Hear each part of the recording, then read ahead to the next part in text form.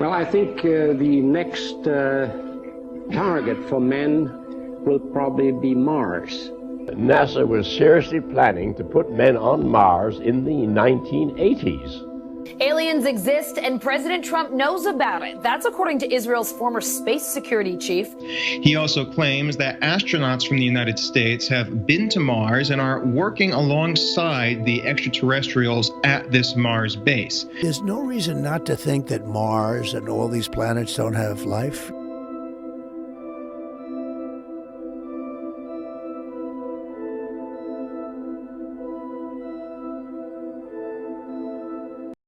What exactly is a conspiracy theory? In our modern times, the first thing that comes to mind is flat earthers or the people who believe that we didn't land on the moon.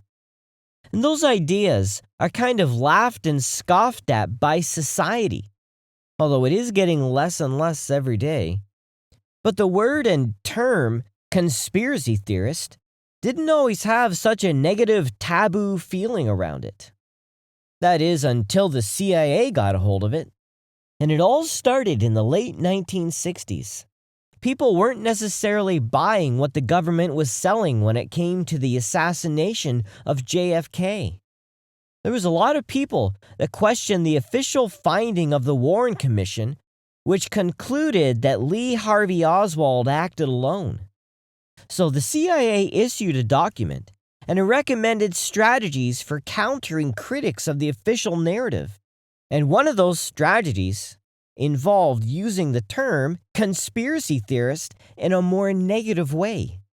So it went from being kind of a neutral description to being something more dismissive, implying like paranoia, being irrational or weird fringe thinking. You know, it has the real feeling of instability around it. But a common thread between probably all conspiracy theories is that there is a real distrust of those in authority, with the idea that they are conspiring against the very people they're supposed to be helping. And there are countless theories and ways that people believe that we've been lied to, that we've been tricked or deceived by our leaders. And in conspiracy theory land, there are some theories that are more acceptable to explore than others. And there are other theories that just kind of lurk in the shadows, so to speak, like the one that we're going to look at today. Now, this theory, it's not about aliens, necessarily. In fact, this theory, it's kind of practical. But maybe it's a little too practical. Maybe this is a little too close to home. Maybe this is a little too close to the truth. In fact, a person from England discovered some evidence of this theory, which caused an international incident where the U.S. government was trying to have them extradited back to the U.S. to serve a 70-year prison sentence. And that theory is this. The United States government has a secret space program, and they never shut down the Apollo program in the 70s. They just classified it. And at this point, they've been exploring space for over 50 years and may even have a base on Mars.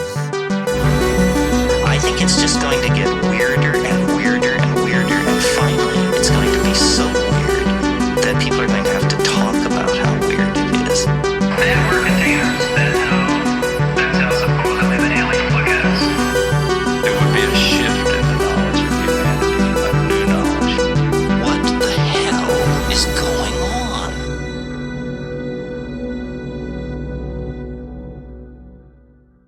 Who controls the past controls the future, and who controls the present controls the past.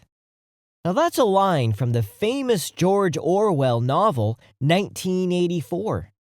And of course, the amazing thing about that novel is that he wrote that in 1948. And it has a disturbing amount of eerie similarities to how society works nowadays. In the story, The main character is a guy named Winston Smith, and he works for the government in the department called the Ministry of Truth. And his job is to rewrite old newspaper articles. So if the government predicts something that doesn't happen, the old article is changed so it looks like they were right. If someone falls out of favor, then they erase them from the records like they never existed.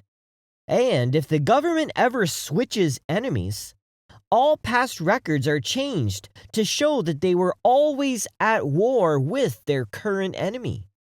And that's where they get their party slogan from. Who controls the past controls the future, and who controls the present controls the past. I remember the first time that thoughts like that even crossed my mind at all. I think it was back in 2011 or 2012. My brother-in-law was telling me about a Graham Hancock book he was reading called Fingerprints of the Gods.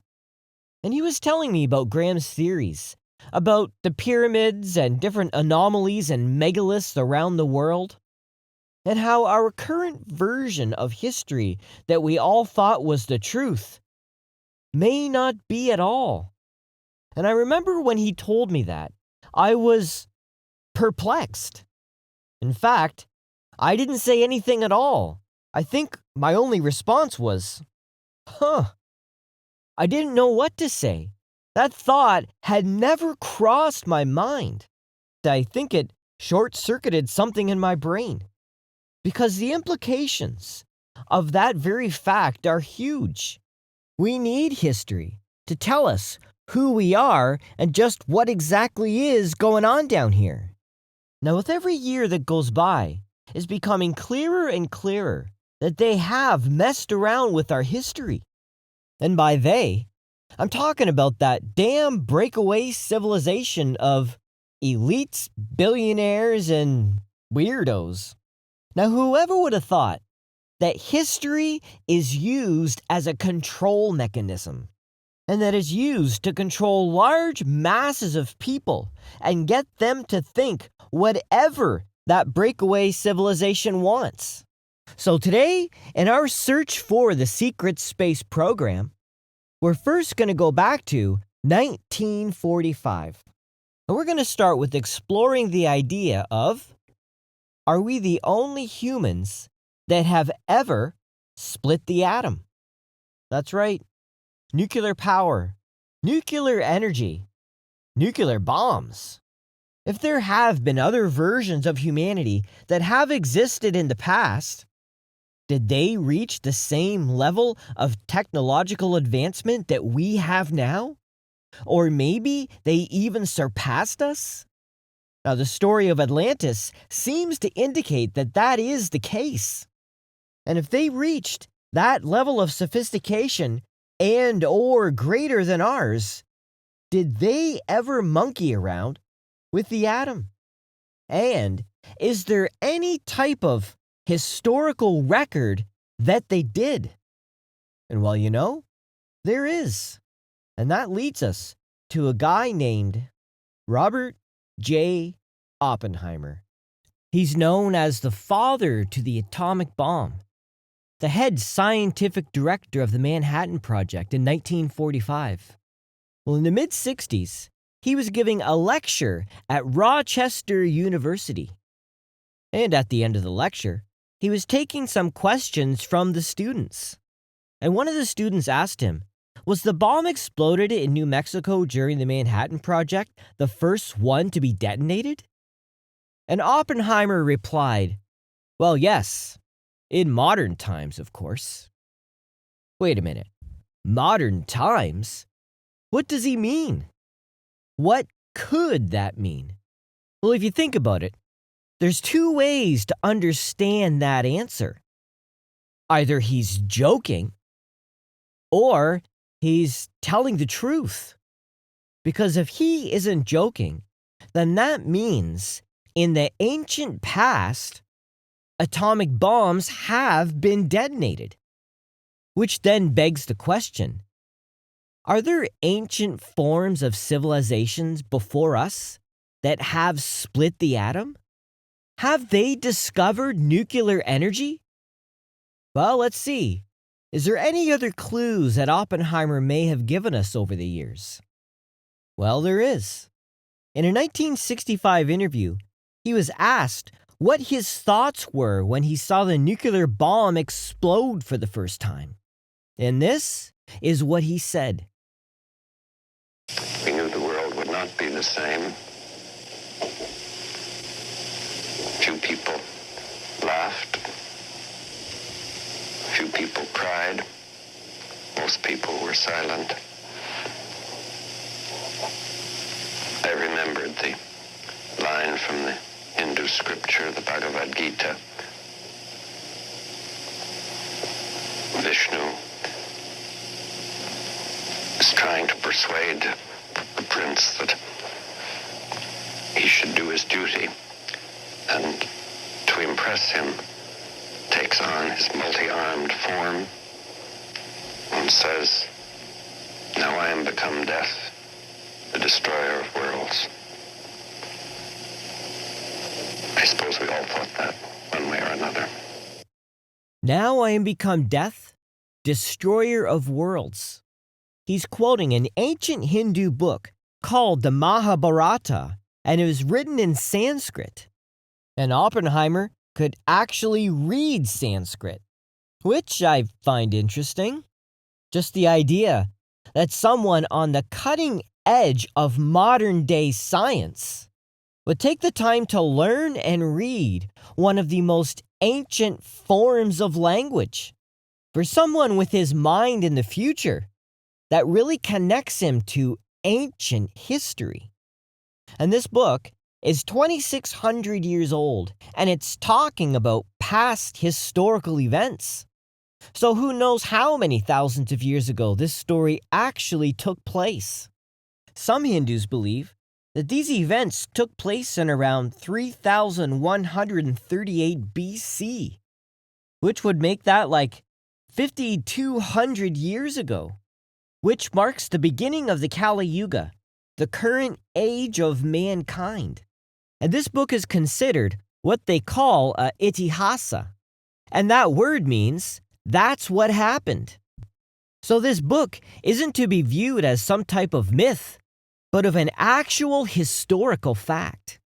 And it's a record composed over 2,000 years that tells the story of this massive Indian dynasty and a war between two families of cousins. After years of conflict, they meet on the battlefield for one final battle. And it's within that final 18-day-long battle that they describe things that sound kind of modern. Like, for instance, there's one passage that describes a single projectile charged with all the power of the universe, and it erupted with the brightness of 10,000 suns, and it created a massive column of smoke and fire that rose high up into the sky, and it then was followed by intense heat and scorched the land. Does that sound familiar? And after that huge explosion, it describes what the consequences were. And they were people's hair and nails falling out, food was poisoned, soldiers jumped into rivers to cleanse themselves, and entire regions became barren and uninhabitable. So that basically describes a nuclear missile exploding, radiation sickness, and nuclear fallout. There's also mention of another weapon that's even more powerful and devastating than the last one. It was said to be capable of destroying entire civilizations and leaving land unlivable for generations. Now, they also mention something in this book that sounds kind of like a flying saucer or some type of anti-gravity tech. They're called Vimanas, and they're described as something that could rise vertically into the air, hover, and travel long distances quickly. They could move at the speed of thought, and they could travel freely between Earth and the heavens. And it even talks about how that these Vimanas could move wherever the pilot desired, and that these craft respond to mental commands or spoken mantras. Now that right there sounds like modern-day descriptions of anti-gravity technology, except that's from 5,000 plus years ago. And that story may be about something that happened thousands of years before it was even written down. And considering the fact that the book is referred to as an itihasa, that's what happened, I'm inclined to think that that's what happened. So often when historians look back on history, they'll listen to what people say, but as soon as it gets weird, they just say, oh, that's just a myth. Like, take Plato, for instance. Historians treat Plato as one of the greatest minds of the ancient world. Yet when he describes the lost city of Atlantis, the same historians say, oh, he's just telling a fable. And they completely dismiss it, even though Plato insisted that the story came from Egyptian priests and was preserved by his ancestor Solon. And considering how much influence Plato has had on the foundations of our modern Western society, it's kind of crazy that they just blow him off with Atlantis. Now, for an example of just how influential Plato was on our Western thought, here's a quote from a philosopher named Alfred North Whitehead. He said, "The safest general characterization of the European philosophical tradition is that it consists of a series of footnotes to Plato. In other words, the foundation of our Western society has been shaped by Plato's thoughts." So let's have a look at Plato. He founded a school in Athens called Plato's Academy around 387 BC. It was one of the first institutions dedicated to higher learning. I guess you could say the first university. He explored ideas like philosopher kings, which are leaders guided by wisdom, the importance of education and government, and questioning whether democracy always produces good leaders. One of his most famous ideas is called the allegory of the cave, otherwise known as Plato's Cave. And it's one of the best descriptions I've ever heard of trying to explain what may be going on in this reality. And he also explored mathematics and geometry. He believed that mathematics was the language of the universe, and Plato connected 5 perfect solids to the structure of the universe. He proposed that all of the elements are made from geometric shapes, and that's where we get our Platonic solids from. You probably learned about them in math or geometry class in school. So the 5 geometric shapes that Plato proposed the elements are made from are the tetrahedron, which is associated with fire, the octahedron, which is associated with air, the icosahedron, which is associated with water, the cube, which is associated with earth, and the 5th geometric shape and corresponding element is actually kind of mysterious. It was kept secret for centuries or longer, and it was only known and talked about in Plato's inner circle. And it was said that if anyone revealed this secret outside that inner circle, they could be punished, or some say even killed. And that geometric shape was the dodecahedron. It looks kind of like a soccer ball. And instead of having a corresponding element connected to the earth like fire, air, or water, Plato described the dodecahedron shape as the gods used it for arranging the constellations. So he was saying, the dodecahedron is reserved for the cosmos itself, like some type of master key that contains all the others. It's made up of 12 pentagons, and the pentagon encodes something called the golden ratio. It's a mathematical proportion that appears throughout nature and in ancient architecture, or what some call sacred geometry. Which, it's kind of funny. What comes to your mind when you think of the Pentagon? Well, probably the Pentagon, the headquarters of the United States Department of Defense. It's the nerve center for the Navy, Air Force, Army, Marines, Space Force, and on and on. It was first constructed during World War II around 1941, and it is the symbol of the most powerful military in the world.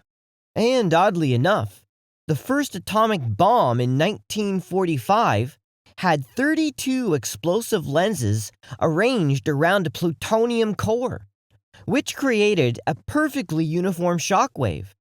And the pattern that they settled on was a sphere composed of 20 hexagons and 12 pentagons, the exact number of faces on a dodecahedron. So, what a coincidence that the shape that Plato called the container of the cosmos was used to unleash the power of the cosmos. And it's important to note that in Plato's time, mathematics and mysticism were inseparable. Plato was influenced heavily by the Pythagoreans, who literally worshiped numbers. They saw numbers as divine beings. They believed that math revealed the structure of reality, and geometric forms were the visible language of the gods. And I think it's important to consider that Plato did not share the same worldview that we have nowadays, especially if you believe that his lost city of Atlantis was not a fable, but a historical fact. And when he described Atlantis, he was describing an ancient civilization that was extremely wealthy and powerful. It was highly engineered, and it was militarily dominant, and had conquered much of the planet. So it was political power, infrastructure, and abundance. But their own moral corruption led to their downfall. And Atlantis sank into the ocean. And this story, it really does mirror the story of Noah's flood in the Bible, which happens to mirror an even older story of the Epic of Gilgamesh. And not to mention the fact that there are like 250 flood myths by different cultures and societies around the planet. And in dating these, they almost always lead back to around 11 or 12,000 years ago. So what I'm trying to say is, in Plato's mind, he had the idea that there was an ancient civilization that had conquered much of this planet, and I believe had advanced technology. And there's an argument to be made that this ancient civilization may have split the atom, and that elite circles and secret societies and that damn breakaway civilization has been aware of this, and maybe even been pursuing this for centuries to thousands of years. They may have been aware of this Atlantean fire, so to speak, and that past civilizations had achieved some type of technological advancement, and that elite scientists like Oppenheimer and others may have been to some degree aware of this. They may have been aware that there is ancient knowledge and ancient technology that could be used to help propel humanity farther into our future. Now, when we think of splitting the atom, we think of nuclear bombs and blowing up cities and the planet. But I'm starting to become suspicious that when the ancients thought of splitting the atom, they were thinking more about leaving the planet instead of blowing it up. And I think that the Nazis were aware of this. In the 1930s, they had an entire government department called Annenreiber, and it was founded by Heinrich Himmler. It was created to research what they believed were the ancient roots of the Aryan people.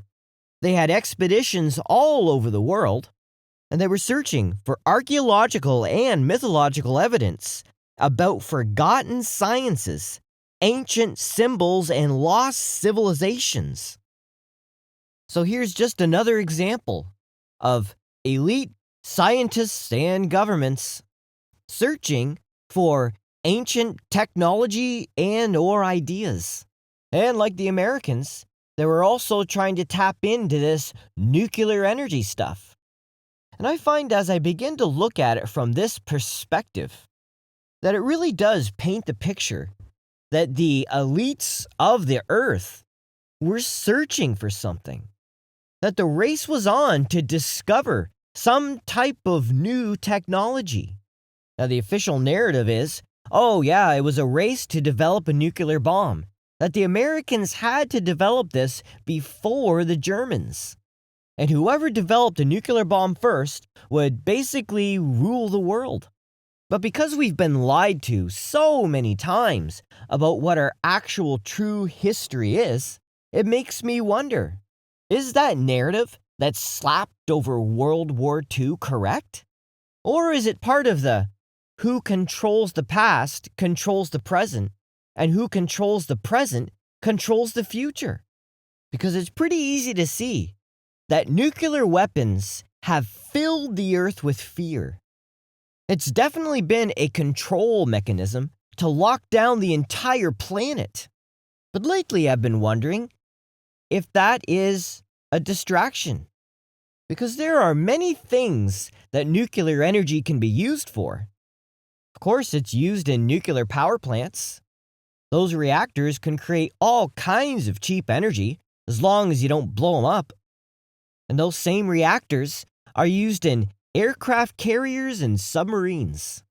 They can go for like 20 plus years without refueling. And there's something else that nuclear energy and reactors can be used for. They can be used to go to Mars. It's called the NERVA rocket. NERVA stands for Nuclear Engine for Rocket Vehicle Application. And they actually built these things.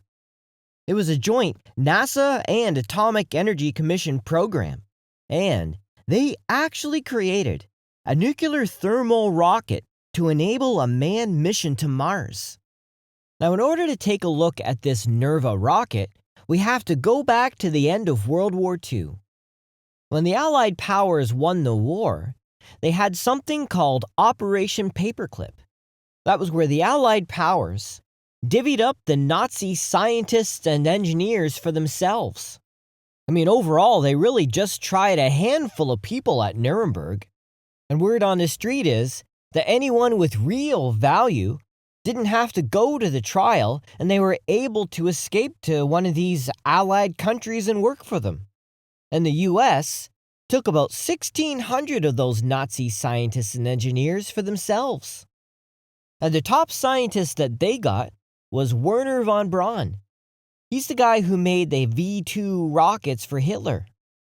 And he's one of the main reasons the Americans were able to get into space. He even became head of NASA for 10 years. And now what's interesting is that Werner had a fascination with rockets since he was a kid. He was obsessed with the idea that rockets could reach space and eventually take humans to other planets. And this whole idea that he had came from reading a book by Hermann Oberth. And it was called The Rocket into Planetary Space, written in 1923. And in this book, Oberth argued that rockets were the only technology capable of reaching orbit and traveling to other worlds. And Werner said that this book changed his life and convinced him that rockets were the key to exploring the solar system. And so Werner joined the German Society for Space Travel. It was a group of engineers and dreamers experimenting with early liquid fuel rockets. And they were not talking about blowing things up. It was purely for space travel, space stations, lunar missions, and trips to Mars. And so, of course, in the 30s, the Nazis realized that his ideas could be useful for their military program. And they got him to build his rockets for their purposes. Well, at least that's the official story. Who knows how complicit he may have actually been. But as the story goes, even while he was building Hitler's V-2 rockets, he kept talking about space travel. And then the war ended, and he got a new job working for the US government. By all accounts, he got right to work continuing his rocket research. And a few years after he was settled into his new job, he wrote a book in 1948 called Project Mars, a technical tale. And this book, it was about his real passion, spaceflight. And writing Project Mars was his way of laying out serious technical plans for sending humans to Mars. He really believed that this would be possible as soon as they had rockets big enough that they could get into space and then learn how to re-entry properly. He envisioned a fleet of 10 spacecraft and around 70 people total. The ships would be assembled in Earth orbit using reusable shuttles. He also imagined robotic scouting and mapping, kind of like the Mars rovers, I guess. Then eventually human landing crews, who would then establish base camps, supply chains, and long-term habitation systems. But in his story, Mars is already inhabited by a civilization, and the leader of this native Martian civilization has a specific title, and that title is the Elon. So it's a term like king or ruler. Well, that's quite the coincidence, eh? That the guy who wants to go to Mars and start a colony on Mars just happens to be named Elon? Now, this Martian society that he describes appears orderly, efficient, and advanced. And this Martian civilization uses a form of telepathy and highly advanced linguistics to bridge the communication gap with the human astronauts. And von Braun was using these interactions to show how a more mature society might handle science and government compared to the 1950s Earth. And also, this Martian society lived in underground cities and had a great monorail system. Kind of reminds me of how people describe these deep underground military bases, the DUMBs. Underground military cities connected by some type of high-speed rail. And you know, when I think of that, it reminds me of how Elon Musk has his boring company. Boring tunnels in the earth. I'm sure that'll come in handy on Mars too. But as far as von Braun's book goes, some people see his book less like a fictional story and more like a detailed engineering proposal. The ideas that he had and the concepts that he came up with were way ahead of its time. But all those ideas led to rockets like the Saturn V and the Apollo space program. And in this book, he imagined that the way that they would get to Mars was by using nuclear-powered rockets. So for the late 1940s, he had quite an imagination. And remember, his Project Mars book was a technical tale. So that means that everything that he envisioned and imagined in the book was on paper technically possible. And so, about 7 years later, 1955, the Atomic Energy Commission and the United States Air Force launched Project Rover. It was a project launched to see if they could develop nuclear rocket reactors. And after 6 years of testing, they eventually came up with something that worked. And they called it the NERVA engine. Nuclear Engine for Rocket Vehicle Application. This NERVA engine program became a joint effort between NASA and the Atomic Energy Commission. And the entire goal was to create what von Braun had imagined. A nuclear-powered rocket capable of sending a large spacecraft deep into the solar system. And the way the NERVA rocket works is instead of burning chemical fuel like normal rockets, this engine used a compact nuclear reactor to heat liquid hydrogen.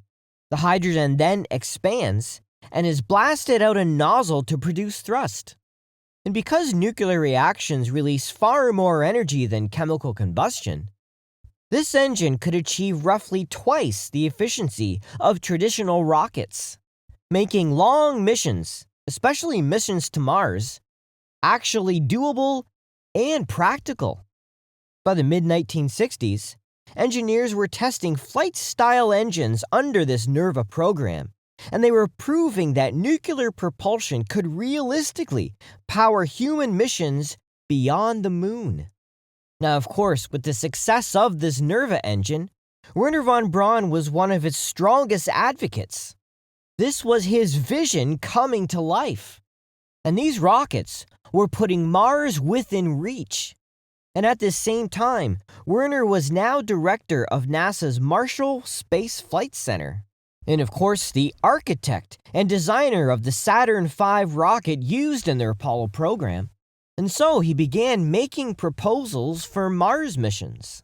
His plan was to launch multiple Saturn V rockets and assemble a large interplanetary spacecraft in Earth's orbit. This spacecraft would be powered by a NERVA rocket, and it would then push the vehicle towards Mars, shortening the trip and allowing heavier crews and equipment. And the crazy thing is that by the end of the 1960s, this technology was close to operational. They had a number of engines run successfully on the ground for extended periods of time, and mission planners were even discussing manned missions to Mars by the 1980s. I've even heard dark journalists say in the past that astronaut Gordon Cooper has said that he was tapped on the shoulder, I think twice, and told to be ready for Mars missions. But those missions never happened, at least not officially. You know, the average person doesn't realize just how close and how serious they were about actually going to Mars. And nobody realizes that they actually invented and tested nuclear rockets. In 1967, they fired one up in the desert, and it ran for 62 minutes straight. That's over 1 hour of continuous nuclear thrust. Now compare that to a Saturn V rocket. Those things can only produce continuous thrust for 168 seconds, a little over 2 minutes. And in the summary about the tests, the scientists said that it was kind of boring. Everything went according to plan and exceeded expectations. And the report even used unusual emotional language, and it said that it was an unprecedented success. And in December of 1969, they did a test on a full NERVA rocket propulsion system, just like they would use in space. They ran it for 115 minutes. They did 28 restart cycles. They throttled it from 20% power all the way up to max power and back down again. It was so practical, and it worked so good that the program's director said that this is not a prototype. This is flight hardware, and we could strap this to a rocket and send it to Mars tomorrow. The best part about this rocket was that it was cheap. Over 17 years, they only spent $1.4 billion to develop it. That's way less than what they spent on the Saturn V. So NASA actually went forward, and they began drawing up blueprints for these nuclear Mars spaceships. So as far as NASA's concerned, this nuclear-powered rocket was ready for production. So they then presented President Nixon with a 500-page plan. They said that they could have nuclear shuttles ready by 1978, and by 1980, a permanent base on the moon. And by 1982, they would have boots on Mars. I was surprised to find out that von Braun even gave a speech to Congress in 1969. And in his speech, trying to sell Congress on this nuclear rocket and Mars proposal, he said that chemical rockets give us flags and footprints on Mars. But nuclear rockets give us cities. Von Braun and his team said that a NERVA spacecraft could deliver a base on Mars in just 3 launches. And they had this idea for these nuclear shuttles that would basically be ferries in between the moon and Mars. And they would go back and forth, kind of like the way ferries deliver goods to an island.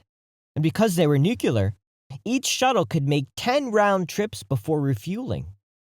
So then the moon would become like a port, a truck stop, or gas station.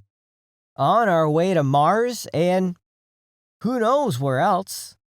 They were locked, loaded, and ready to go. All they needed was for the government not to do what they always do, which is pull the funding. That's right. That's their go-to move, isn't it? Pulling the funding on things. I'm sorry, humanity. We can't have anything nice. We just can't afford it. And that's what happened. January 5th, 1973, the Mars mission was officially terminated. The Nixon administration dramatically cut NASA's budget in the early 70s, and the NERVA program, which was the technological key to actually getting to Mars. And this program was not just defunded, it was deliberately dismantled. The Joint NASA Atomic Energy Commission office was completely shut down. The NERVA engines were taken apart and donated to museums. Of course, you can see a piece of it in the Smithsonian. And what's strange to me is this cancellation happened just as the technology was proven ready. The NERVA engine was reliable, it had twice the efficiency of chemical rockets, and they had just landed on the moon a number of times. So it is kind of a strange time to pull the funding. In fact, the last time that humans traveled to the moon was Apollo 17, and it splashed down back to Earth on December 19th, 1972. And then in January of 73, they canceled the Mars program. They had just successfully landed on the moon 6 times, and then they shut the entire program down. They began shutting down production lines for the Saturn V rocket. They were completely pulling out of space exploration. And the excuse was, we just can't afford it. Now there's a quote attributed to Senator William Proxmire that sums up best what the government was trying to say to the public. And here's the quote. We're spending millions to reach Mars while poverty still exists on Earth? End quote. So, what do you think about that? Does that seem reasonable? That they would have such success in space exploration, develop a nuclear-powered rocket that could actually get them to Mars safely and affordably, land on the surface of the moon, allegedly, and get back to the Earth 6 times, and have guys like Werner von Braun say that it's possible to build cities on Mars. And then, all of a sudden, they pull the funding and completely dismantle and take apart the entire programs. I just think that's kind of strange. And it's not believable. It's not believable that the elites that are in control of all of these government institutions decided they had to be responsible, that they just couldn't afford to get to the next level of evolving humanity into being a space-faring civilization. Because one thing is for sure, and it's getting clearer every day that goes by, that these elites don't give a shit about humanity. So it's only natural that, of course, when they actually were getting somewhere in space, that when they were getting to the point of having the ability to transverse the stars, that they kept it to themselves and use it for their own advantage somehow. But the question is, what did they do? If there really is a secret space program, and they decided to pursue everything that NASA and von Braun had invented and planned for in secret, then where would they hide that? Where would they secretly build this space program? And how would they fund it? Well, funny enough, as I was pondering these thoughts and ideas, one night I had a dream. And in this dream, I was sitting at the school desk, and I had some lined paper and I was holding a pen. And as I was sitting there, a voice said to me, "The Los Angeles-class submarine has something to do with the secret space program." And then I started writing it down because I didn't want to forget it. Then I woke up. And because my only trusted news source is the cryptic symbology in my dreams, I take stuff like that seriously. I've had a lot of dreams and premonitions come true in my life. So what most people would dismiss as they ate too much pizza, I use it the way a journalist would use some type of lead or whistleblower leak in investigating a story. So I began to look into the origins of the Los Angeles-class submarine. And what I found was pretty interesting. As the government was strangely trying to wind down the space program in the early 1970s, they were at the same time starting up the Los Angeles-class submarine program. So like in 1971, for instance, when NASA's budget was beginning to be under severe pressure, the contract to build the first Los Angeles-class submarine was awarded to Newport News Shipbuilding. And then in 1972, when the NERVA Mars program was operating under a constrained budget, the keel of the first Los Angeles-class submarine officially began construction. And by 1973, when the NERVA program was officially terminated, the Los Angeles-class submarine program was in full swing. They started on 3 subs that year.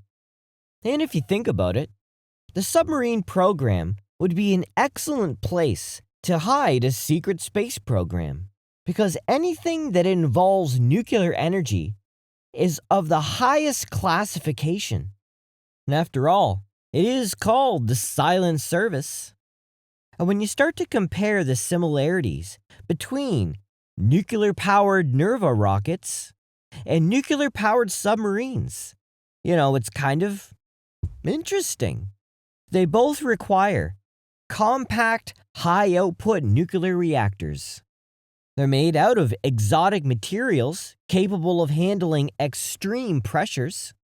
They would both have radiation shielding and sealed life support environments and highly trained crews living in confined spaces.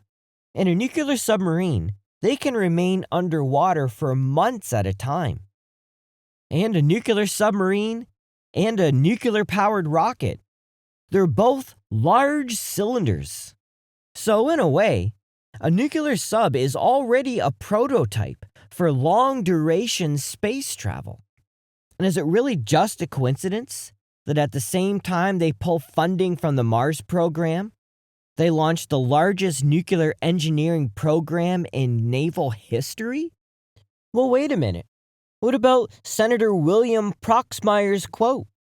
I thought he said, "How could they send people to Mars when poverty still exists on Earth?" Didn't they take all that money that they were saving on the space program and spend it to help the poor of the Earth? Nope.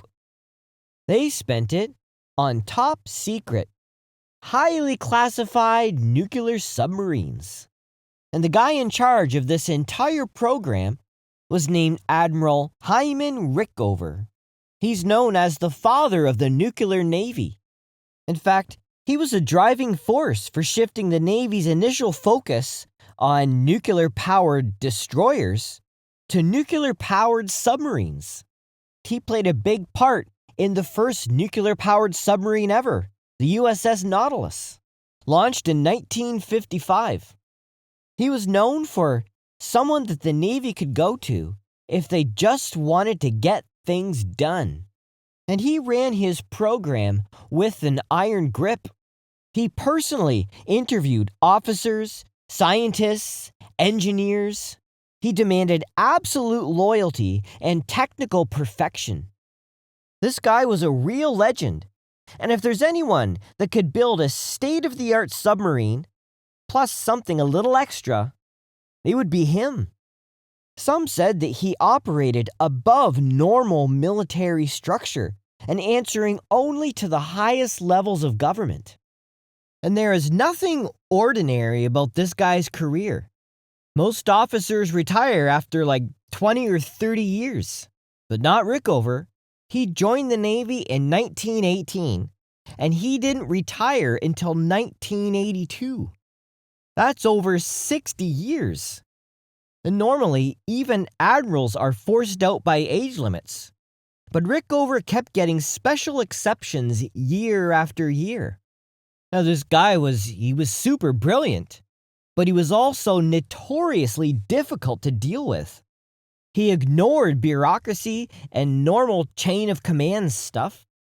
He was constantly clashing with naval leadership, defense officials, and members of Congress. And by many, he was seen as too powerful, too independent, and absolutely impossible to control. Now, if that's true, then the question is, how did he survive at the highest levels for so long?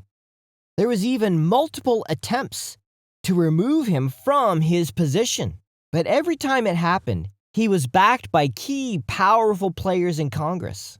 It's almost like someone or some group was protecting him behind the scenes.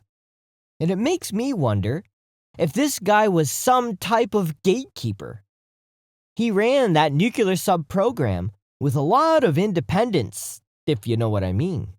He was even able to bypass traditional naval hierarchy in order to get what he wanted done.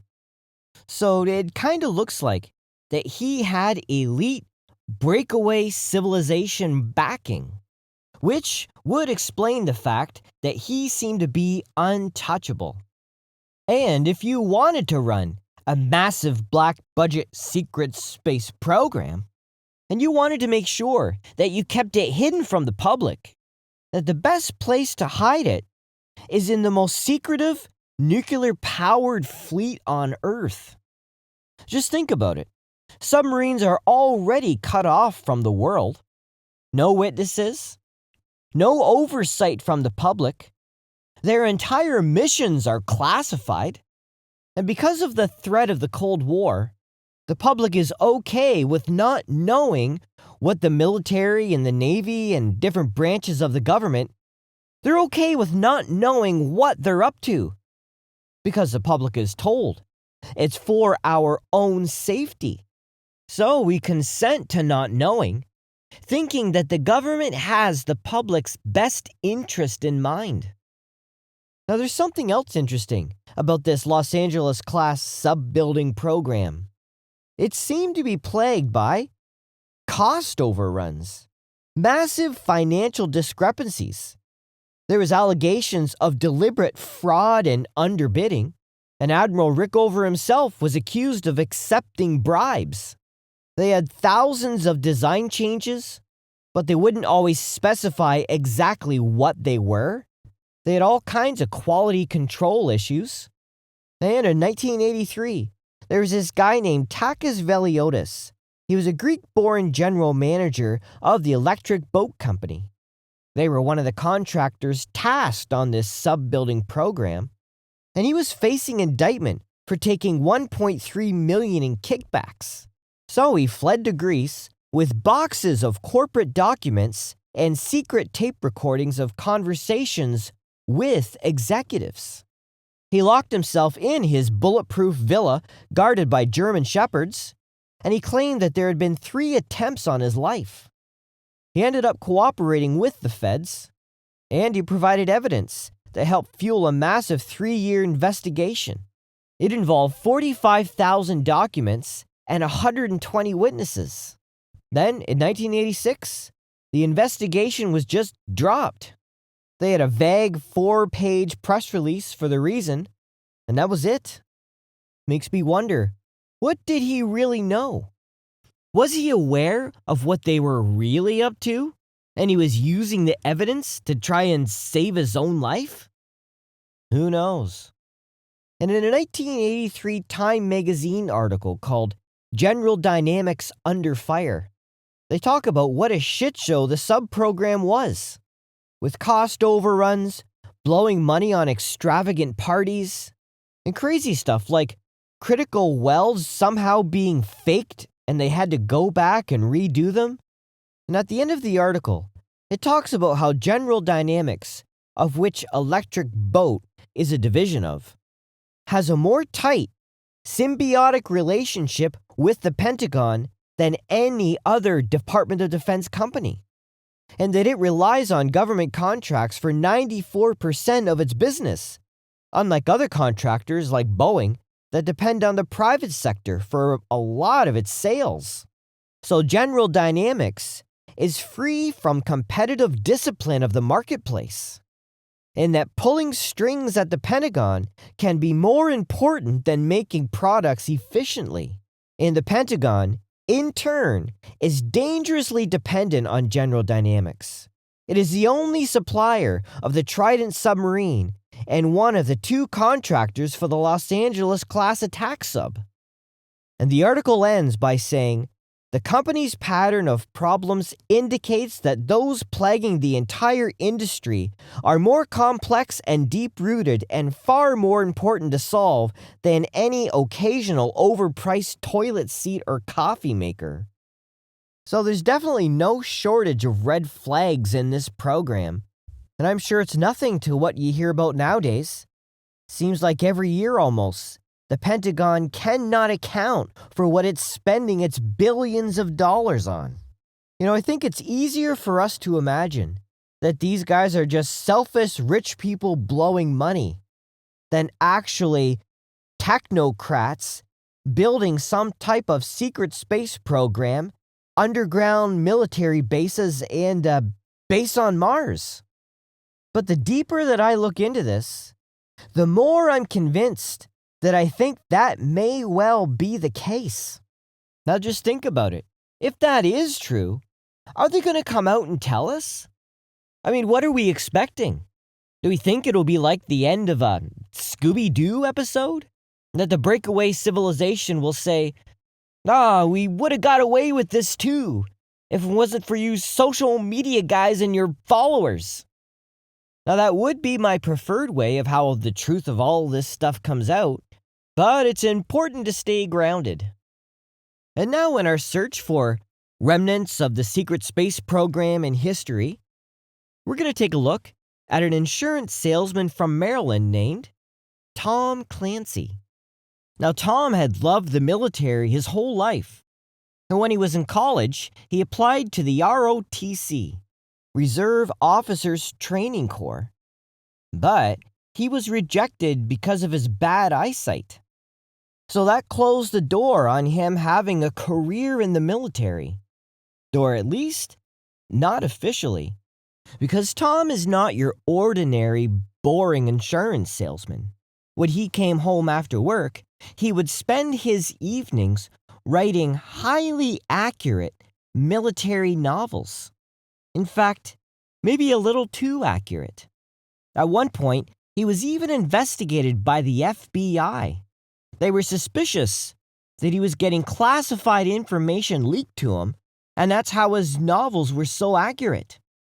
But apparently they didn't find anything. Now, as far as the official story goes, Tom is just a military fan who happens to write highly accurate military novels, of course always portraying the American military in a very positive light, and this is all just a result of him pursuing his hobby. And as the story goes, in 1984, his first book was published called The Hunt for Red October. Now, it just so happened to be published by a publishing house called Naval Institute Press. Now, it wasn't officially the Navy. It was a bunch of old naval dudes who got together to have a publishing house. But I'm sure that has influence in the government. I mean, give me a break. So they published it in nonfiction, and they printed a small run of it, like a few thousand copies or something. And then one day, President Reagan at the time was getting off the presidential helicopter, Marine One. Now, the reporters that were standing there happened to notice that he was carrying a book in his hand. And one of the reporters asked him, "What book are you reading?" And Reagan held up the book, and he said, "It's called The Hunt for Red October, and it's a real yarn." I guess in the 80s that was a compliment or something. But the moment he said that, that book became an instant hit. Its sales skyrocketed, the media picked it up everywhere, and Tom went from an unknown insurance salesman to a famous major author. But his book was so highly accurate that it sparked real panic inside the government. And the question buzzing around high-up military circles and the White House was, how could an insurance salesman with no military experience know so much? There's even declassified CIA files that talk about how in 1985 he was invited for lunch at the White House. And the Secretary of the Navy was there, and in a joking way he said to Tom, "If you were a naval officer, I would have you court-martialed because of all the classified information in your book." So that's kind of interesting. Because Tom isn't official military, then there's supposedly no way he would have any access to that classified information. So he must just have a really great imagination or something. In fact, his imagination was so good that before the book was even published, a naval officer who reviewed the manuscript objected on national security grounds. He insisted that Clancy must have inside help. But if you really think about it, there's only two ways to look at this. Either Tom had a wild imagination and he was just lucky, or he actually did have some inside help. Now, his book, The Hunt for Red October, was turned into a major motion picture in 1990. It starred some of the two biggest stars in the world at the time, Sean Connery, former James Bond, and Alec Baldwin. And I remember the first time that I saw that movie. I think I was in grade 8, and I thought that that movie was the best movie that I had ever seen in my life. And it has actually been my lifelong favorite movie. And over the past year or so, I've come to realize that this movie may actually be hinting at the secret space program. Like, what are the odds of that? What are the odds that the very first movie that ever captivated me and continued to captivate me my entire life may actually be hinting at the secret space program? And not only that, it's also connected to a famous remote viewer named Joe McMoneagle. Joe is one of the original remote viewers for the CIA's Stargate program. And at the height of the Cold War, U.S. intelligence had rumors that the Soviets were building some massive new submarine. And so U.S. Army Chief Warrant Officer Joe McMoneagle, who was also one of the top remote viewers in the classified Stargate program, was given geographical coordinates of a location in northern Russia. Joe saw a huge building about 100 yards from the White Sea, and inside he saw a submarine unlike anything he had ever seen before. It had a unique double-hull structure and slanted missile tubes. And when Joe reported what he saw to the U.S. Navy, he was laughed out of the room. At the time, no one had done double-hull construction on a submarine, and slanted missile tubes had never been seen on a Soviet submarine before at all. So they dismissed it as fantasy, until a few months later, satellite imagery confirmed that the Soviets were building a massive new class of submarine. And this was called the Typhoon class. It's actually the largest nuclear submarine that has ever been built. They're 574 feet long, about 75 feet wide, and they can carry 20 ballistic missiles. Each missile can carry up to 10 nuclear warheads, so that's up to 200 nuclear warheads on just one of these SOBs. So in theory, just one of these Typhoon-class subs could release the equivalent of thousands of Hiroshima-sized bombs. And of course, that goes right along with the Cold War mutually assured destruction strategy to help fill the earth with fear and cling to the governments for protection. And I think the name choice for this sub is quite interesting. Typhoon. Of course, in modern times, typhoon is referring to a big storm. But the word has its origin in Greek. And Typhon, in Greek mythology, was the father of all monsters. He was described as having hundreds of snake heads for hands, vipers for legs, and fire-breathing mouths. He was also described as a giant serpent of the deep. So I think they picked the right name. But you know, what's really interesting to me is that just the same way that the United States defunded their space program and spent a lot of money on their top secret sub-program, the Russians did basically the same thing.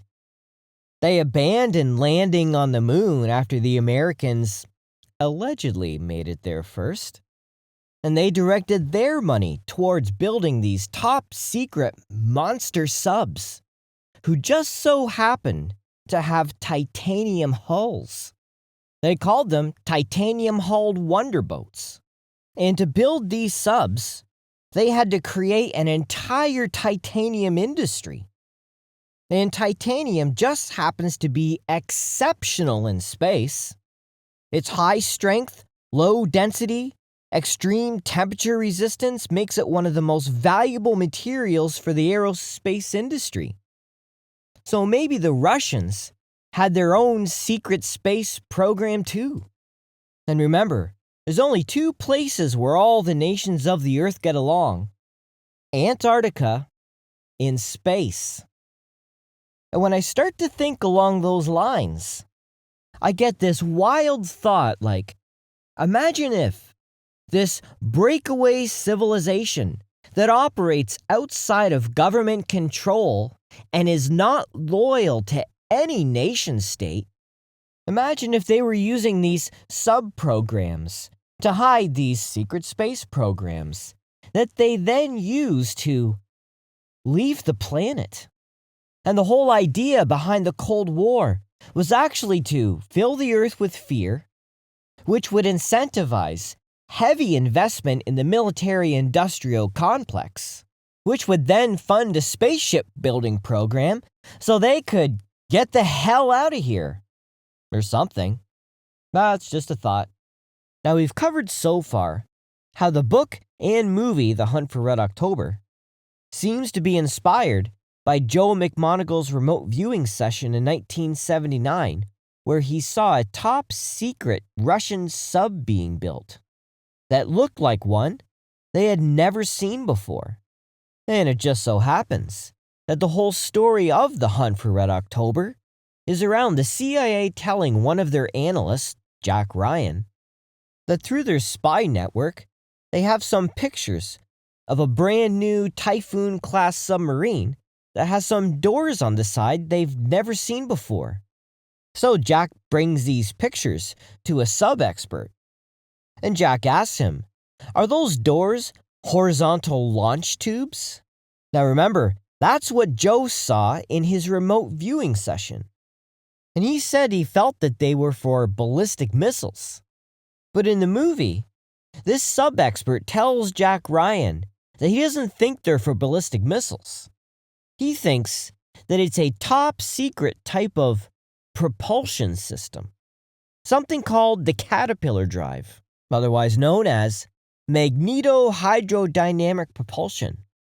And he says that the US had messed around with this stuff but could never get it to work quite right. And what it is, it's a type of jet engine for the water. And that's actually true. The US did mess around with the MHP drive. And they couldn't get it to work quite right. Except in the movie, there's one small difference. In real life, and in the book, this Caterpillar drive was a propeller and a horizontal shaft in the boat. But in the movie, they changed something. Here, listen for yourself. This could be a Caterpillar. A what? A Caterpillar drive. Magneto-hydrodynamic propulsion. You follow? No. It's like a jet engine for the water. Goes in the front, gets squirted out the back. Only it's got no moving parts, so it's very, very quiet. Like how quiet? It's doubtful our sonar would even pick it up. And if it did, it'd sound like whales humping or some kind of seismic anomaly. Anything but a submarine. We messed with this a couple of years ago. We couldn't make it work. They really built this. This isn't a mock-up or anything. She put to sea this morning. So, did you hear that? You probably didn't. But what he said was, the Caterpillar drive is like a jet engine, but with no moving parts. Now, I know that doesn't seem like a big deal. So what? But think about it. What engines are there that have no moving parts? Well, none that actually work. But there are engines with no moving parts in theory. And remember, Tom Clancy was a stickler for detail. His books and this movie raised so much suspicion in the White House and military circles. It was almost like it was written by a Navy military insider. And it may well have been. Now, I haven't read the book, The Hunt for Red October. I just watched the movie about 1,000 times. But the way I understand it, in the book, Tom describes his Caterpillar system as having like propellers and a shaft. But in the movie, it's described as a jet engine with no moving parts. And my question is, considering how much detail and effort he puts into getting everything accurate, why did Tom and the screenwriters decide to change this for the movie? Why wouldn't they just leave a propeller and a shaft for the Caterpillar drive? Who cares? It's just a technical detail. Or maybe that was the point. The only people that are going to watch that movie and notice a technical detail like that are high-up Navy Department of Defense officials. And if they are aware that Tom Clancy seems to have special information, hint, hint, nudge, nudge, maybe to certain individuals, that is a form of soft disclosure. Maybe a small detail like that could be hinting to these high-up officials that the Navy possesses some type of exotic propulsion systems. Well, that sounds interesting. Now let's think about it. Is there any evidence of submarines having exotic propulsion systems that anyone's ever heard of? Well, I think that there might be. And it's called the Tic Tac. In 2004, off the coast of California, the USS Nimitz aircraft carrier was doing routine training exercises. So it was a carrier strike group and advanced radar. And during the exercise, something shows up on the radar that doesn't belong there. So Commander David Fravor flew his F-18 out to have a look at what this blip on the radar was. And what he found was not an aircraft. It wasn't a drone. It actually wasn't anything that he had ever seen before. He saw a smooth, white object shaped like a tic tac. And he said it moved like nothing he's ever seen before. It hovers, it darts, it accelerates instantly with no buildup, no inertia curve. It's just gone. And he said that this thing moves like it's not fully interacting with the environment. No wake, no sonic boom, no visible propulsion signature. Now, the radar operators on the USS Princeton had been tracking this object for a little while, and they watched it drop from 80,000 feet to sea level in just seconds. And there were repeated appearances over a number of days. It wasn't just one random event. And it's interesting that a Tic Tac looks an awful lot like a submarine, just a rounded cylinder. Commander Fravor said that this was about 40 feet long. And it makes me wonder, could this be what they were hinting at in the hunt for Red October? Exotic propulsion systems with no moving parts? I mean, this was a Navy exercise after all. So if the Navy really did have something like this, then that would be a great place to test it out. And the way he describes it, it sounds like anti-gravity. When something moves like that, without any inertia, the only way that would be possible is if you were operating outside of space-time. And of course, they were messing around with this stuff in the 50s, and then in the early 60s, everything went quiet, and you never heard about it again. So to me, it's not unreasonable to think that they have discovered, built, and improved anti-gravity technology, and it's hidden within the most classified part of the American government, the nuclear submarine program.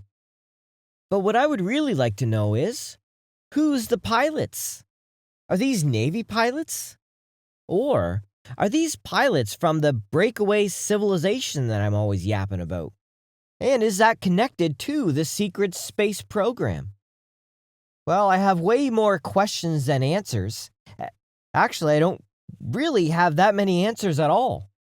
But I can't ignore all this weird stuff. Because when you start to put it in a type of linear order, the story kind of tells itself. Now, there's something else in the hunt for Red October that I think is just kind of strange. There's a scene in the movie where two submarines are in a standoff, and Captain Bart Mancuso has his Los Angeles-class submarine locked on to Captain Ramius's boat, the Red October. He has his torpedo tubes flooded, and everything is locked in and ready to go. And then Captain Mancuso says this. Mr. Thompson, open the outer doors, firing point procedures. Now if that bastard so much as twitches, I'm going to blow him right to Mars. Blow him right to Mars? What's that supposed to mean? That's just another tiny detail that I think is kind of strange. When you consider that Tom's attention to detail was so highly accurate that he was accused of leaking classified information, and then in this scene, you would think that he would say, if that bastard so much as twitches, I'm gonna blow him right out of the water. That would be more fitting. Or maybe I'm gonna blow him to kingdom come. But to me, saying that he's going to blow him right to Mars, I think, is another wink-wink, nudge-nudge kind of thing. Especially when you consider the origins of this Los Angeles-class submarine program, and the very fact that in 1973 they canceled the NERVA nuclear rocket and von Braun's mission to Mars program, and the money that was allotted to von Braun's mission to Mars ended up being spent on not the poor of the earth, like Senator William Proxmire was suggesting. No, they spent it on nuclear subs because of this invented Cold War threat. So I don't think they shut down the space program. I think they classified it. Which then leads us to the most uncomfortable question. Why did they classify it? Why would they want to go into space, travel to Mars, and not tell us? Now you may be thinking, whoa, slow down, Chad. There's no evidence that they actually did it. This is pure speculation, and no high-ranking official has ever said anything that indicates that they actually have been to and are on Mars right now. Well, if that's what you're thinking, you are wrong. And you probably don't listen to my podcast very often because in almost every single episode, I bring up the fact that in 2020, Dr. Hayam Ashed released a book called The Universe Beyond the Horizon. And in this book, he makes some wild claims and he talks about things like there is a galactic federation of extraterrestrial beings and that the US government is aware of them. He talks about the discovery of spaceships and archaeological digs around the US and the world. And he claims that there is a joint underground base on Mars with American astronauts and aliens cooperating with each other. And he says that this is actively being kept secret from the public to avoid panic. And that in Donald Trump's first term, he was aware of these things and he was on the verge of telling everybody. But they advised him not to. Now you may be wondering, who is this Dr. Hayam Ashed? Well, he is an Israeli military officer and engineer. He worked in electronics and aerospace and defense systems, and he built a career inside Israel's high-level military tech world. And he spent the bulk of his career in Israel's defense and space sector. He eventually became head of Israel's space security program, and he held that role for nearly 30 years. So he would have been in charge of stuff like military satellites for reconnaissance and surveillance, protecting whatever Israel had in space, and overseeing classified space-related defense projects. So, if there is anyone that's going to need to know what exactly is going on in space, this would probably be the guy. And when I looked into this, I found that he was highly respected. Now, he didn't start talking about this stuff until his late 80s, but I went digging around to see if any of his peers or anyone would call him crazy. But I couldn't find anyone that did. Some said he just had a big imagination and just kind of sloughed it off. And of course, no big news organizations are interested in covering this. I mean, you would think that something this outrageous would have different news agencies from all over the world hanging out on this guy's front lawn. But nope. People are strangely uncurious all of a sudden. But I can't hear that and just slough it off like it's nothing. I can't ignore it like that never happened, considering the rank that this guy held for so long. And also when I consider my own personal experience of reality, it really doesn't match up with the status quo. So as far as I'm concerned, until somebody investigates this and proves that Hayam Ashed is a fraud, I consider this hard evidence. There is no way that they shut down the Apollo program and canceled von Braun's nuclear rockets and mission to Mars because they cared about the poor and the public was bored of space. And Hayam Ashed's testimony is confirming that they didn't shut down the space program, that they didn't stop going to the moon, and they never cut von Braun's plan to Mars. They just classified it. And he also confirms that aliens are real, and governments somehow work with them.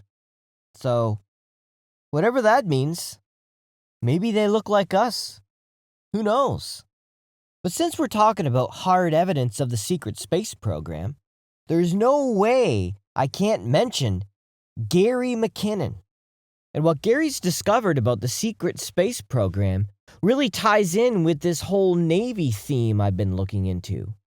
So, in the late 1990s, Gary was working as a systems administrator doing contract IT work.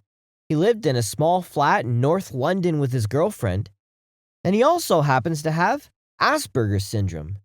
That's a condition that can manifest as obsessive focus on specific interests, where you can get so focused on something that you have difficulty grasping the social consequences of one's actions. Like hacking into NASA, for instance, because that's exactly what he did. In May of 2001, he watched Dr. Stephen Greer's Disclosure Project press conference, and he saw former military and intelligence officials testify about government UFO cover-ups. He saw witnesses like Donna Hare, who claimed that satellite images at the NASA Johnson Space Center were routinely scrubbed of UFO evidence. And Gary became obsessed with proving this. He believed that the US government was hiding technology like anti-gravity propulsion and zero-point energy that could solve humanity's energy crisis. So, he began hacking to see what he could find. And he scanned US military networks using a 56K dial-up connection from his girlfriend's aunt's house. And eventually, he found his way onto NASA's computers. They surprisingly weren't password protected, and he was free to just snoop around and have a look. Of course, a lot of the stuff he saw was just boring stuff he was rifling through. But eventually, he hit pay dirt. He found an Excel spreadsheet titled Non-Terrestrial Officers. It had names and ranks of individuals and separate tabs for material transfers between ships. And he also saw a list of 8 to 10 ship names, starting with USS. And of course, that stands for United States Ship, and that is only used in the Navy. So Gary went and he searched through public databases, trying to see if he could match up these ships' names with ships that are in the Navy. But he ended up finding nothing. So he took this to mean that they were somehow part of some type of secret Navy covert space-based program. Now, when people ask him, what the heck are the names of these ships? Well, unfortunately, he can't remember because he was smoking a lot of weed at the time. So, I'll give him a pass. Now, something else that Gary saw that was pretty cool is he was looking at an image that was taken from a satellite. And this image showed a cigar-shaped object hovering over the Earth's hemisphere. And it had these geodesic domes above and below it. And it had no rivets, no seams, none of the signs of normal human manufacturing. But before you could download it, the connection was cut. They were onto him, which led eventually to him getting arrested. The US government charged him with causing over $800,000 in damages. They accused him of deleting critical files, and they wanted to throw him in prison for like 70 years with a $2 million fine. This led to a long court battle, which took him all the way to the European Court of Human Rights. Eventually, famous people and celebrities started sticking up for him. And in 2012, the then Home Secretary Theresa May made the final decision, and she blocked his extradition. And her reason was McKinnon's mental health. She stated there was such a high risk of him ending his life if sent to the US that extradition would be incompatible with his human rights. Now, for me, the fact that the US government was so pissed and went after him so hard, that makes me think that he must have seen something that's true. Why else would they be so upset? He actually didn't harm anything on their computers. He didn't delete any files like they said. He just saw something he shouldn't have. A cigar-shaped submarine-type craft hovering over the Earth's hemisphere. A list of non-terrestrial officers' names. And the names of Navy-operated space vessels. I guess that's a little too close to home for the breakaway civilization. Now, there are other people that have talked about secret space programs and stuff going on Mars. And some of these guys claim to be like super soldiers, and one guy even said that he served on Mars for 10 or 20 years with Barack Obama. Of course, then he was called Barry Soetoro. But I don't see the US government trying to put these guys in jail for 70 years because of what they have to say. And maybe if they had left Gary McKinnon alone, he would just be lumped into the group with the super soldier guys. Who knows? So, we've been exploring the idea of, does a secret space program exist? And is there any evidence in history that suggests that it does? And all I have done is look up publicly available information and see if there's anything that fits. Because as far as I'm concerned, the official story stinks. And remember, the elites that run these programs are the same people that we're referring to nowadays as pedophile cannibals. So pardon me if I'm not buying what they're selling. Now, I'm not saying the conclusions that I've come to are true, but to me, they make a lot more sense than the official story. So let's say that a secret space program does exist. Then our next question would be, why? Why would they have a secret space program and keep it hidden from the public? I find when I start to consider questions like that, they end up going into a very dark place.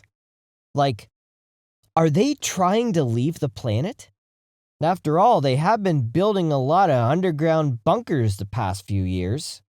Mark Zuckerberg's got one in Kauai. Just the other day, Trump admitted that the ballroom White House renovation is because they're fixing up the underground military bunker underneath the White House. Like, it's hard to explore these ideas without getting nervous.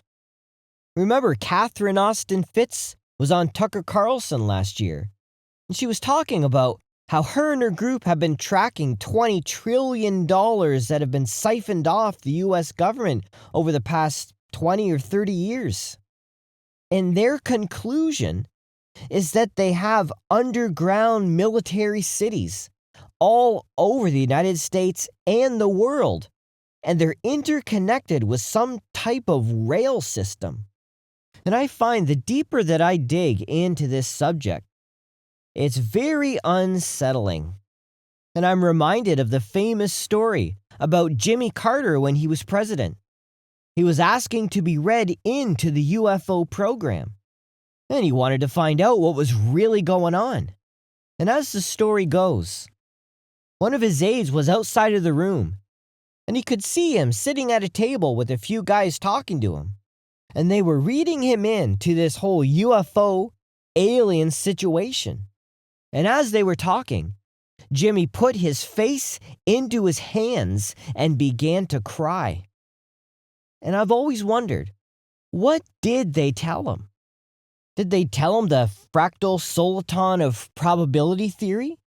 That there's a parallel Earth 1,000 years more advanced than us, and that they are trying to save us from ourselves, and that they are the UFOs? Maybe they told him that there is a breakaway civilization that actually runs the Earth.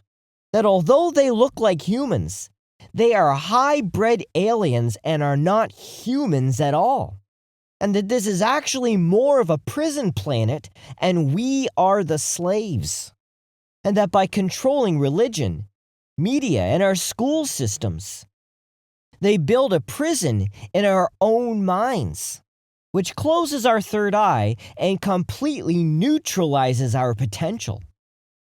And maybe they told him that there is a secret space program, and that these elite pedophile, non-human alien type entities are trying to leave the planet because they are aware that as we enter into the age of Aquarius, that cosmic rays from galactic center will open the third eye of every man, woman, and child, and that the prisons we've allowed them to build in our own minds will start to crumble. Maybe they're aware that humanity is approaching the point of singularity, and that as we are upgraded, they will be left behind. So maybe that's why they want to go to Mars. Maybe that's why they want to start a new technocratic civilization led by the Elon. And maybe that's what these elites have always been searching for. Which, when I ponder that idea, it feels like it's got some meat to it. That there is just something up with Mars. And if you're familiar with Dr. John Brandenburg, he's a plasma physicist who says that there's an abundance of xenon-129 in the atmosphere of Mars. And the only way you can get high levels of xenon-129 in the atmosphere is by one thing: thermonuclear detonation.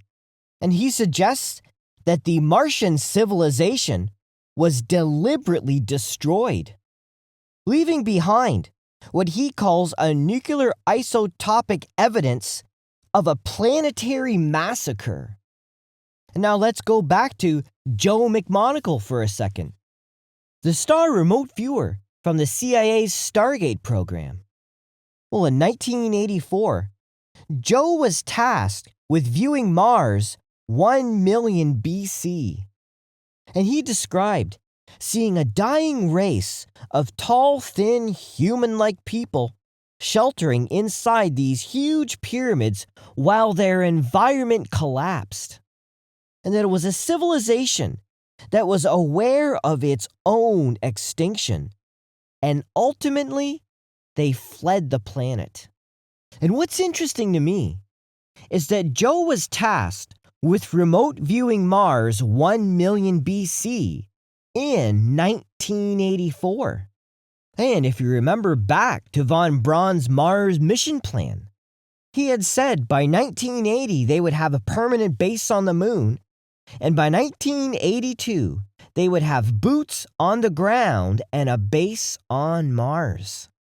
So that makes me wonder, did they land on Mars in 1982, set up a base, and explore the planet and wonder what the hell happened? You know, I have heard people say before, why would the CIA have Joe remote view Mars 1 million BC? Well, maybe this is why. And if it's true, and those tall, human-like people fled Mars, well, they probably came here. When I start to think along those lines, I'm reminded of a Richard Hoagland interview I heard a few years ago. Now, Hoagland is a former advisor to CBS News during the Apollo mission era. In the 80s, he came to the understanding that there was a civilization on Mars, and he wrote a book called Monuments of Mars. And in this interview, he's kind of an old guy now, and he's hilarious to listen to. He was telling Cliff, the host of the Earth Ancients podcast, do you know what they're going to find when they finally land on Mars? They are going to find us. And that is the big secret that the government's been trying to hide for all of these years. Humanity is from Mars. And maybe that's why Elon wants to go to Mars so bad. Elon is not from any type of regular or working class family. No, I would say he's connected with the elite side of things. For crying out loud, his dad was partners in an emerald mine. That's normal, right? Nope. And his grandfather, Joshua Haldeman, was super interested in ancient civilizations, lost knowledge, and hidden truths about Earth's past. He also went on several expeditions in South Africa looking for the lost city of Kalahari. And the whole rumor about the lost city of Kalahari was that there was advanced knowledge or technology there that had been lost to time. And there is yet another example of someone who's connected to the elite side of things. And they're looking for ancient civilizations with lost advanced technology. The more you look into this, it really does seem to be a pattern. Like even Hillary Clinton. Back in the WikiLeaks email dumps, there was an email from Hillary looking into the tomb of Gilgamesh. And it just so happened to be right before they invaded Iraq. Again, that's normal, isn't it? For some of the highest ranking and most powerful politicians in the world to be looking into the tomb of an ancient Sumerian king from like 5,000 years ago in a country they're getting ready to invade? And even the first guy to step foot on the moon, Neil Armstrong. In 1976, he was part of an expedition to the Teos Cave in Ecuador. It was supported by the government of Ecuador and the British military. And in these caves, they were searching for artificial tunnels, metallic libraries or engraved metal plates, and even evidence of a lost ancient civilization. Now, the official story is that they didn't really find anything, and it was just a boring scientific expedition. But remember, they're not going to tell us the truth. So our only choice is to choose to read between the lines or not. There's a Swiss author named Erich von Däniken. And in 1968, he wrote a book called Chariots of the Gods. His core idea is that ancient civilizations may have had contact with non-human intelligence. And he floats the idea that myths, monuments, and artifacts could be misunderstood evidence of advanced technology, and that humanity may be rediscovering knowledge that was once already here. Now, Eric's take on Neil Armstrong's cave expedition was that there was nothing normal about this. He said that because it had military and international backing, plus the world's most famous astronaut, that they had to be looking for something very important. And Eric believed that these metal plates or tablets were something like an ancient library of knowledge, and that they could be records from a lost advanced civilization, and that all this is evidence to prove the point that there is a connection between the space program and hidden history. Well, there you have it. There is a lot of things you have to label as a coincidence in order to swallow the official story. And even for me, I don't know which is more uncomfortable, continuing to believe in a lie or facing the truth, whatever it may actually be. So I think I'll bring this episode to a close by bringing everything back to the CIA's star remote viewer from the Stargate program, Joe McMoneagle. He did like a 6-hour interview on the Sean Ryan podcast. And in that episode, he talks about when he was tasked by the CIA to remote view Mars 1 million BC, like I mentioned earlier. And in the light of everything that we've discussed today, just listen to what Joe has to say and decide for yourself. I'd like to talk about some of your other remote viewings. Now, one in particular I'd like to discuss is you were tasked with remote viewing Mars, from what I understand. And the time period, I believe, was 1 million BC? Yeah, 1 million BC. Who was that directed by? Well, when it was tasked, I was sleeping in the industrial cube, the sealed cube in Bob Monroe's lab at the Monroe Institute, because we had been working on going out of body and controlling it. And I was exhausted. So we've been working. This was Sunday, I think. And he woke me up, and I said, yeah, I'm awake.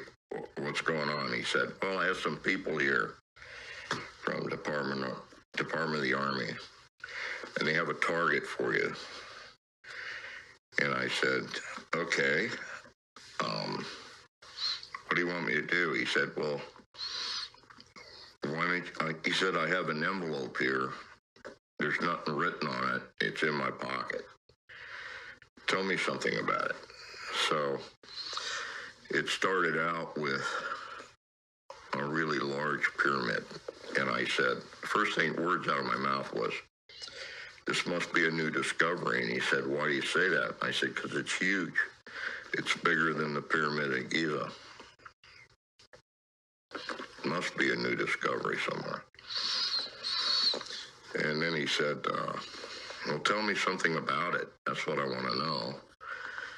And so I said, it's got really large rooms inside. It's kind of surprising because the way pyramids are built, that can't be done. You can't have large rooms inside because of the weight of the construction.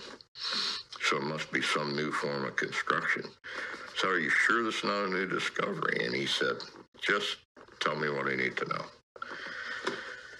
So I said, well, it appears to be some form of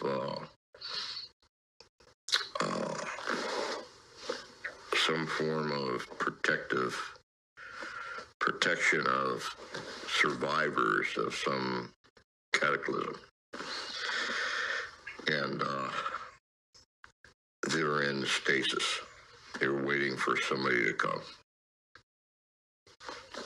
I said, but I think it's too late. I think they're all dead. And he said, why do you say that? And I said, because I feel like the messages I'm getting are like leftover mental images, things that they pass differently from normal or something like that. So he asked me some other questions. He moved me around in the target and asked me some other questions and things. And it turned out there were 6 specific targets that I was given in that particular case. And all 6 of them I described exactly what was standing there. And when I say that, I mean what was also pictured in negatives by JPL, Jet Propulsion Laboratory, California. And so I finally said, it's like a special race of people or something. I'm getting humans just like we are, but I'm not so sure they're humans like we understand human, because they're way bigger. So what do you mean? I said they're like 10 feet tall, really huge, but they're proportionately the same, and very human-like. So I don't know what's going on here. I said, and the sun looks really weird. And he said, I don't care about the sun. Tell me more what's on the ground. So he was being a pretty good monitor at the time. And so we basically finished the whole line of it. And I came out. I said, what's going on? And I was introduced to these people. And the guy that had brought them was Fred Atwater, my old training officer. So this was, as far as I was concerned, was an active mission because we were still doing remote viewing with the project. And so I said, so where is this? Is this a new discovery or something? And he says, well, Bob's got the envelope. It has a target identified in it. And Bob, oh yeah, I got it right here. And he pulled it out of his shirt pocket and was opened it up as an envelope. Nothing written on it. And so he opened up the envelope, and inside it said Mars, 1 million years BC. And I said, wow. I mean, what are you going to say? But everything that's actually on the ground, I described. There is what I decided to do was the next time I was in California, I was going to go by JPL and get copies of the negatives, because somebody said, oh, it's all BS. And I said, no, I think they're pictures, specific pictures for the different GPS locations. See, these were all GPSs that they read to me while I was in the box. The GPSs, in my mind, were for Earth. I never heard of GPSs for another planet. It turns out every planet in our universe has got GPSs that match the Earth's because they're all spherical, as well as the moons and everything else. So I didn't understand it to be off the Earth. I thought GPSs only worked on the Earth, so that's why I kept thinking it was a new discovery. But it turned out I went to JPL, and I walked up to the counter, and I had the actual card that had the GPSs written on it. 6 or 7 GPSs. I think there were 7. I just didn't do the 7th because I was too tired. I worked on it for maybe an hour and a half. And I was tired anyway from working all day. So I walked up to the desk, and the guy said, can I help you? And I said, yeah, I understand all the pictures taken in space belong to the American people. And he said, of course they do. It's taxes paid for them. I said, okay, I'd like to see all the pictures for these GPSs. And he took one look at the card and said, oh, that's the old city on Mars. And opened a drawer and pulled out a packet and handed it to me. And inside the packet are all the negatives. And I blew up the negatives, and guess what's in my book? Everything I described. An old fort, pyramids,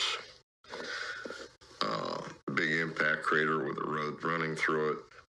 There's a road runs straight as an arrow for 1,200 kilometers on Mars. They go right through the heart of a huge impact crater.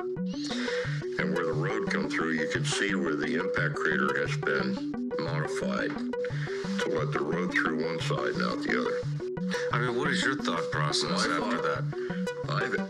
I happen to think the only aliens on our planet is us.